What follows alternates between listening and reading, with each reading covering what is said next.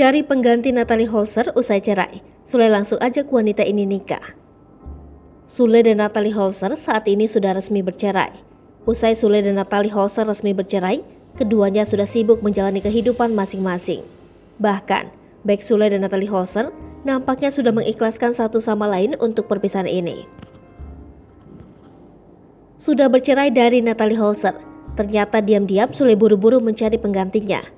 Tak tanggung-tanggung, Sule juga dengan cepat mengajak wanita pengganti Natalie Holzer tersebut untuk segera menikah. Ajakan Sule untuk menikah pada wanita cantik tersebut diketahui dari salah satu program acara televisi. Mbak serius mengajak wanita itu menikah. Sule mengungkapkan hal tersebut di depan kedua sahabatnya, yaitu Aziz Gagap dan Jarwo Kuat. Aziz Gagap yang melihat tingkah sahabatnya tersebut pun langsung berkomentar.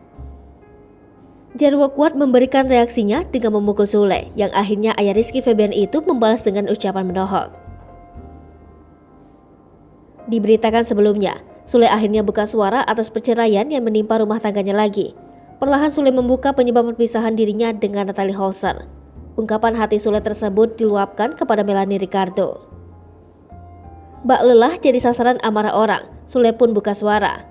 Diungkapkan Sule, salah satu faktor yang menyebabkan dirinya cerai dengan Natalie karena terlalu buru-buru menikah. Sule menambahkan, karena terlalu cepat memutuskan menikah sehingga keduanya belum saling memahami karakter masing-masing. Selain itu, ternyata menurut Sule, Natalie memiliki beban pikiran yang banyak. Hai pemirsa Sri Popo TV, jangan lupa komen, like, dan subscribe, serta tonton terus berita-berita terupdate lainnya ya.